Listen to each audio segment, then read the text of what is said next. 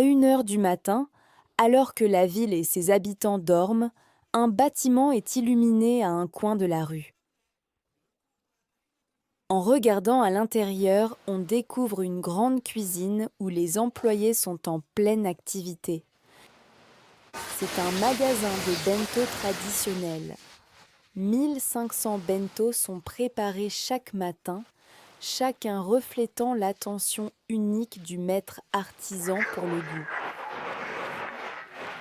La caméra a observé, dans la nuit urbaine, les travailleurs de minuit vivant au rythme d'horaires inversés. À 23 heures, lorsque les lumières de la Skytree s'éteignent, la ville semble s'endormir. Pourtant, une autre Tokyo s'éveille. Une lumière s'allume dans une pièce d'un bâtiment bordant la rivière Sumida. Peu à peu, des employés s'y rassemblent. Nous sommes chez Bematsu Sohonten, une entreprise fondée il y a plus de 160 ans à Nihonbashi. Alors que la ville s'endort, l'activité, elle, ne fait que commencer. La plupart des bento vendus dans les grands magasins sont préparés toute la nuit dans la cuisine ici.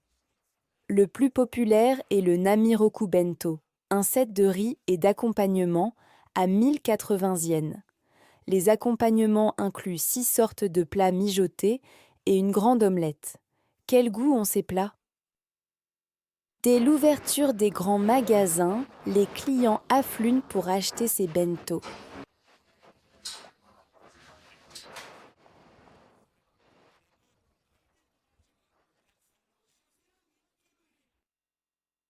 Environ 3 minutes seulement après l'ouverture, une foule s'est déjà formée devant le magasin. Les clients continuent d'affluer les uns après les autres, attirés par la réputation de l'établissement et la qualité de ses produits. J'adore ça. J'attendais que le magasin ouvre aujourd'hui. À la recherche des saveurs d'Edo, les clients affluent et le magasin connaît un grand succès. Ce soir encore, l'usine de fabrication de bento reçoit une avalanche de commandes. Pas moins de 1500 bento à préparer.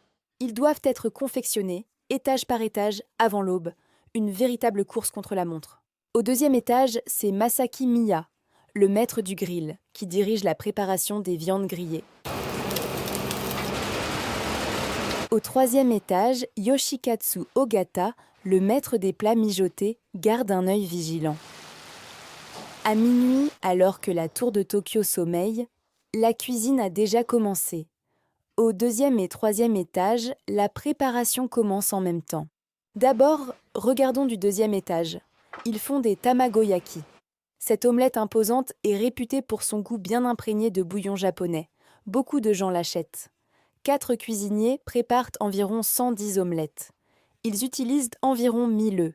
Chaque geste est minutieux afin de garantir une texture moelleuse et un goût constant. Voici la personne qui manie 3 poêles à frire avec agilité et rythme. Masaaki Miya, spécialiste en omelettes depuis 29 ans. Pour faire ressortir la couleur des œufs, il faut frire la surface proprement et terminer rapidement, tout en conservant l'équilibre entre cuisson, couleur et texture. Ce qui est demandé, c'est la beauté et la vitesse. Et c'est là que le savoir-faire de l'artisan entre en jeu. Tout en surveillant la cuisson, on alterne les poêles. En effet, c'est là le secret pour obtenir une cuisson homogène.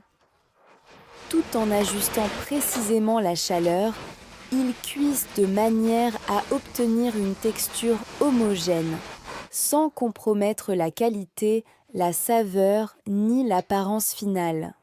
Les cuisiniers préservent le goût d'une maison traditionnelle datant de l'époque Edo. Ils disposent de techniques exceptionnelles développées pour répondre à l'augmentation des commandes, tout en maintenant une qualité constante malgré des volumes importants. Même à minuit, nous restons fidèles à notre goût traditionnel. En grillant avec le temps qui passe, le goût et la saveur diminuent légèrement. C'est pourquoi le meilleur moment pour griller est juste avant de préparer les bentos. Tout est fait pour les clients qui attendent leur bento. Ainsi, environ 1500 omelettes ont été préparées en 1 heure. Au même moment, au 3e étage, tous les légumes destinés au bento sont mijotés en une seule fois. Le nombre de casseroles utilisées est, croyez-le ou non, de 18. Les 6 cuisiniers responsables des plats mijotés se concentrent tous ensemble sur la cuisinière à gaz. Depuis les débuts de l'entreprise, le goût traditionnel des plats mijotés n'a jamais changé.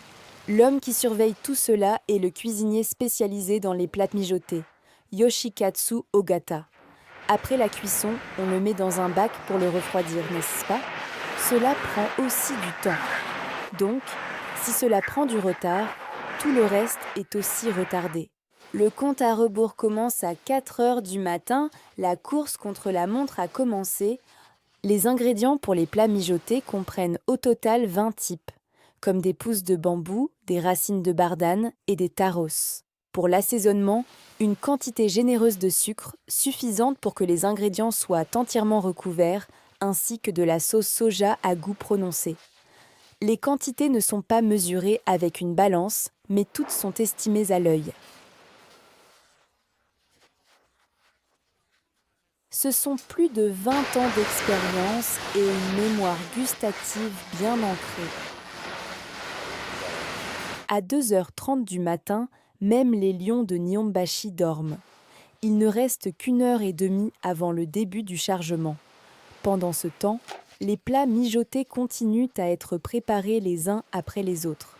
Cependant, le problème réside dans le taro. Les taros, c'est le plus difficile.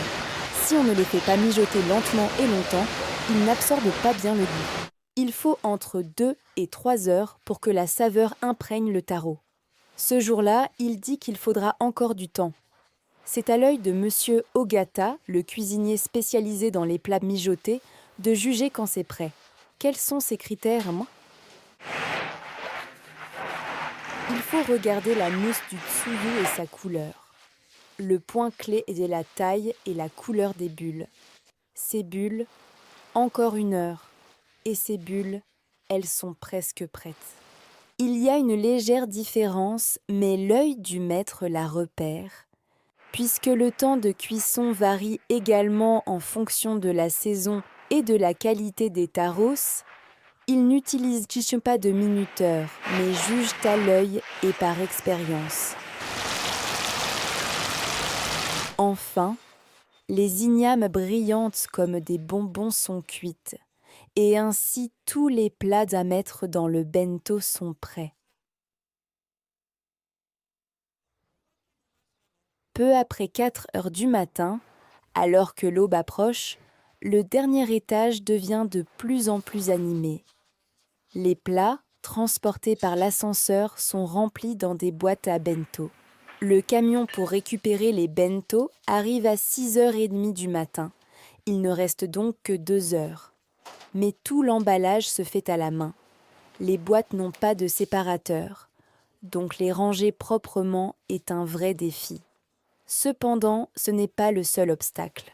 En effet, bien qu'il y ait 10 personnes dans l'équipe de préparation, il n'y a que 3 personnes dans l'équipe de diffusion. Les bento vendus dans un grand magasin sont faits à la main avec soin, même l'emballage est soigné. Pendant ce temps, de plus en plus de déjeuners en boîte prêts à être livrés continuent d'arriver, formant une montagne de boîtes devant moi, et derrière moi, le travail d'emballage continue.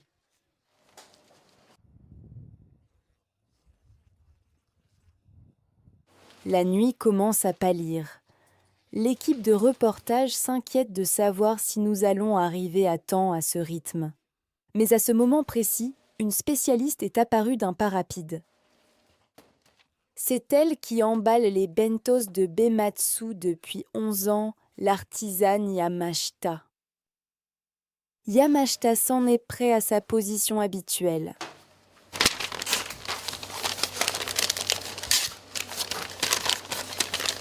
C'est une vitesse incroyable. Qui l'aurait cru ? Voilà l'artisanat traditionnel à son meilleur. Emballage rapide avec une concentration inébranlable, le nombre d'articles emballés en 1 heure est d'environ 300. Si vous ne faites pas vite, les choses s'accumulent rapidement.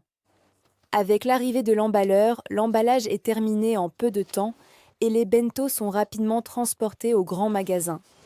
Tous les bento ont été livrés à 8h30 du matin, juste au moment où les hommes d'affaires se rendent au travail. D'autre part, à l'usine. Servez du riz, s'il vous plaît. Enfin, c'est l'heure du repas. Le menu du jour est un oyakodon spécial. Alors que la ville est animée par le travail et l'école, c'est un moment de détente pour les employés de Benmatsu. Le cuisinier spécialisé dans les plats mijotés, Monsieur Ogata, a terminé les préparatifs du lendemain et a finalement pu rentrer chez lui vers 13h. C'est les professionnels de minuit qui travaillent pendant que les gens dorment. Ce sont ces personnes qui soutiennent l'aube du Japon.